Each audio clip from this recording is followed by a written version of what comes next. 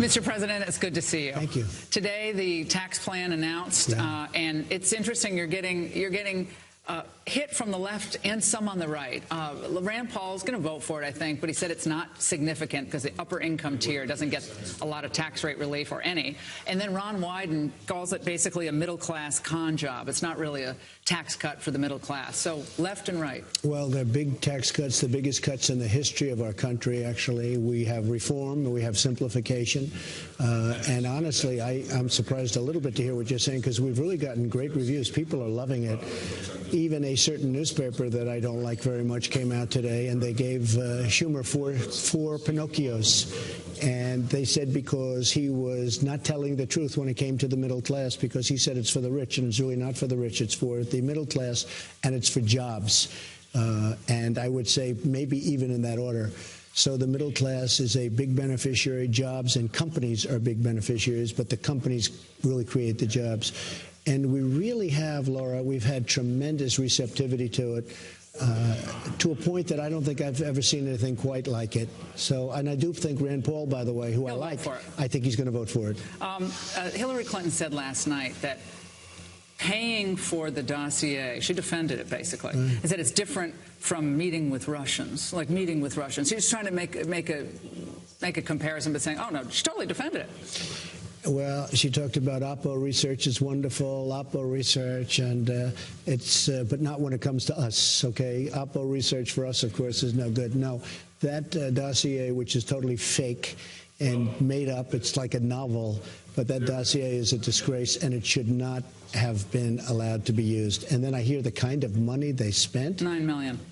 I mean, it's inconceivable. It's absolutely inconceivable. It's horrible. But we don't know who authorized payment. We don't really yet have. Well, they're trying to find out, and we'll find out. But they really, I think it's a disgrace that a thing like that can take place. Donna Brazile, in her new book, writes about the DNC Democrat primary rigging and talks about corruption, internal corruption, and unethical finances. And she tags Hillary Clinton. Are you surprised about this, given what you said about Bernie Sanders being given the short shrift? I think it's a major story. Now, I don't know if the mainstream fake media, because they are fake and phony, but I just don't know if they're going to pick it up. But I want to tell you, that is a big story, what she's saying. It's illegal, number one, and it's really very unfair to Bernie Sanders. I'm not a Bernie Sanders fan, although I must say I got a lot of his votes. When he was thrown out, many of those people voted for me because of trade, because I agreed with him in trade. We're just doing more about it than he can do, and we're doing a lot about it.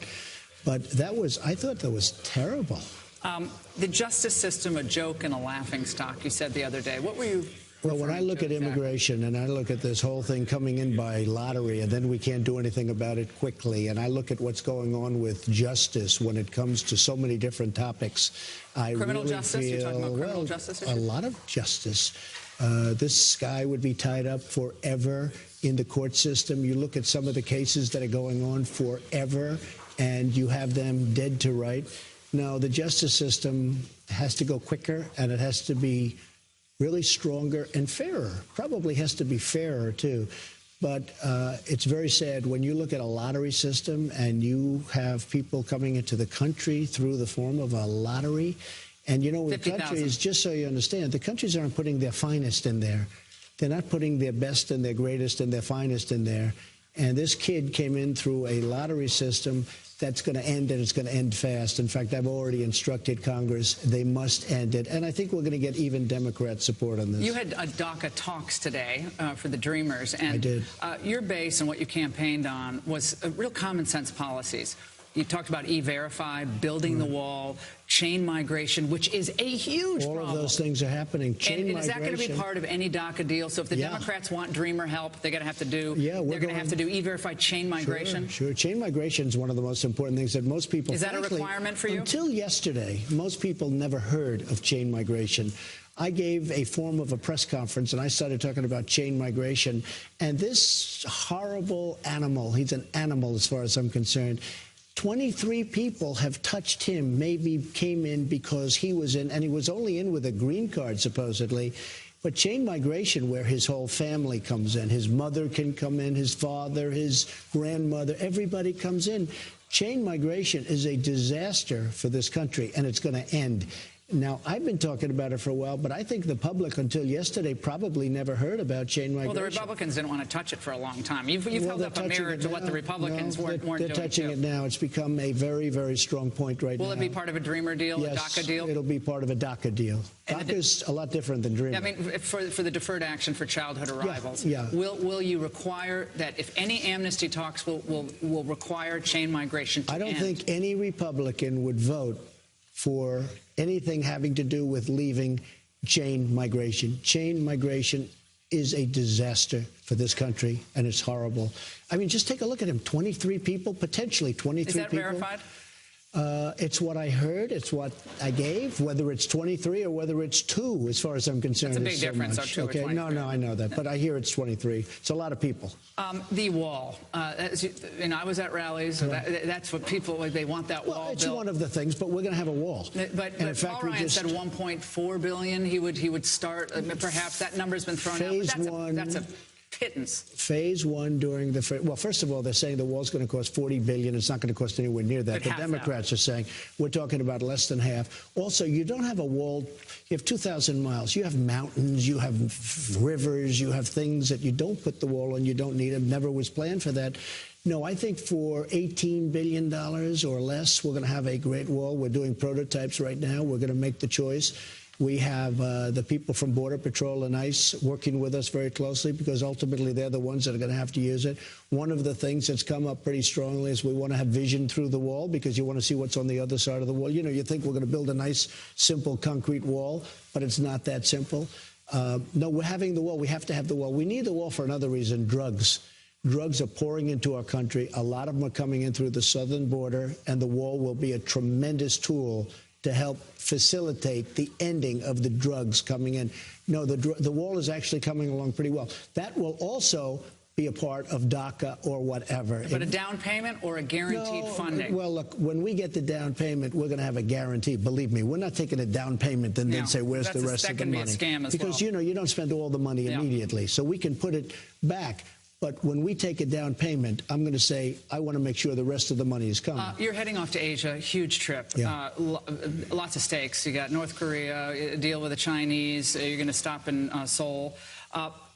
Your State Department still has some unfilled positions. Are you worried that the State Department doesn't have enough Donald Trump nominees in there to push your vision through? Because other State Departments, including Reagan's at times, undermined his agenda. And there is a concern that the State Department currently is undermining your agenda. So we don't need all the people that they want. You know, don't forget, I'm a business person, and I tell my people, well, you don't need to fill slots, don't fill them.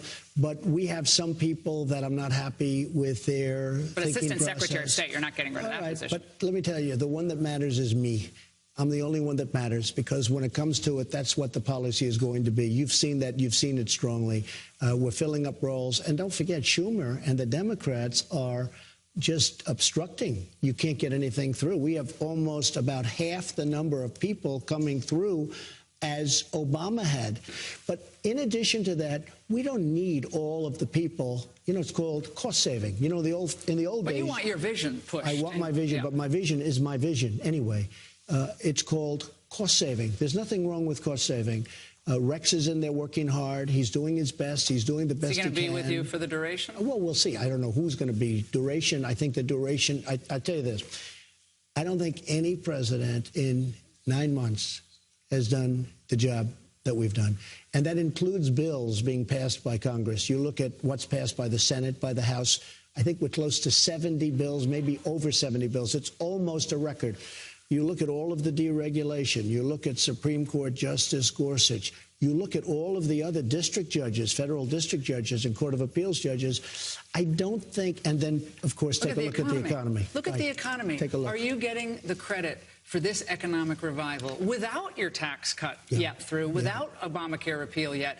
And this is a stunning economic revival in 10 months. One of the greatest in the history of our country. And I'm in here now 10 months. And we are setting record after record, day after day. I think we hit another one today. No, I'm not getting enough credit for it because a lot of the reason is enthusiasm level, business level, and also the fact that I've cut regulations to the extent that I've cut them. I mean, I could tell you jobs that were never going to get built are now being built. Take a look at the pipelines, the Keystone Pipeline, the Dakota Access Pipeline. I mean, every day we're hitting new highs. Very important GDP. You take a look, GDP 3.2, and now 3. And the last one was after 4 or 5 really, obviously, horrible hurricanes. And that's the equivalent of a point. So that would have been a 4. A 4 was unthinkable. And each time we go up a point, that's $2.5 trillion and millions of jobs, actually. The thing I'm most proud about, companies are starting to come back into our country. They were leaving. Repatriating. They are coming American back in. And one of the things about our taxes, you talk about repatriation, we're bringing in probably, I think the number is going to be over $4 trillion coming back into our country. Speaking of, you're going to do China enforcement on this trip. Tell China intellectual property theft, the subsidies, dumping in our country. Yeah. Are you going to be tough on the enforcement side, given what they're doing to this country? You have to understand something very important. We have a problem called North Korea. But you're going to tie, you delinked it with Korea, with South Korea's trade deficit. Well, we're going to see. But we have one problem that's a very big problem. It's called North Korea. China has been helpful. We are talking trade with China. But I am also, it's not just, you're not in a total vacuum. And President Xi has been pretty terrific. Most people have been saying, whether it's cutting the banking system off from North Korea, whether it's cutting the oil down to North Korea, cutting supplies down. And I must tell you, North Korea is a thing that I think we will solve. And if we don't solve it, it's not going to be very pleasant for them. It's not going to be very pleasant, I guess, for anybody. But China is helping us. Japan's worried. They're worried. Well, of course they're worried. They should be worried. They're very close to North Korea. They want a nuclear pledge from the United States if they go after Japan. Japan is a warrior nation. Yeah. And I tell China and I tell everyone else that listens, you're going to have yourself a big problem with Japan pretty soon if you allow this to continue with North Korea. Are you going to make any pledges to Japan to defend them? Well, look, they're an ally. Capacity? They're an ally. The Prime Minister is a very good friend of mine, Prime Minister Abe. I've become very close. I've become very, very close to President Xi of China. I think a lot of good things are going to happen. I think it's a very important trip. I think this is one of the more important trips that a president has made. You don't like traveling now, right? You're not a big fan of traveling. I don't love it, but I think it's important. I'm going to China. I'm going to Japan, South Korea. I'm then going to Vietnam, where we have a tremendous trade conference, and we're starting to do well in trade. Look, NAFTA is a disaster. NAFTA is killing us, and we're renegotiating. You're going to talk to him on this trip? We may have a meeting with Putin. And again, Putin is very important because they can help us with North Korea. Syria? They can help us with Syria. We have to talk about Ukraine. Are you having fun in this job? I am. Is it? I love it. Well, there's been a lot of false reporting that I'm angry about things. I've never seen you angry. I've known you for 14 years. No, I think the press is fake. A lot of the media is fake. But so you could say there's a certain anger there, but it's not really anger. It's really amazement how dishonest, when you get right down, how dishonest the news is. But your family's adjusting. I am really, well, I think my family's been treated unfairly. I think that Ivanka's been treated very unfairly, frankly. Melania is really just powering through it. She's been incredible. People love Ivanka. People love Melania. And, they go through it. But I do think the family's been treated a little bit unfairly. In the end, what is very nice is we really have, I don't think, I'm not saying this in a braggadocious way, I don't think over a period of 9 or 10 months there's been any president in the beginning of their presidency that's done anywhere close. When you think about regulations and Supreme Court and so many different things and stock markets and the economy. I like the fact that you're impatient for change in a city that is slow-moving and moves at a glacial pace. And that's something you got from the business. Well, and you're impatient for change. And the most important thing that we're going to be doing is tax cuts. Tax cuts, if we get this through, and I think we will, you're going to see this economy take off like a rocket ship. Thank you so much, Thank Mr. you very President. much. I really appreciate all the time. Thank you. Thank you.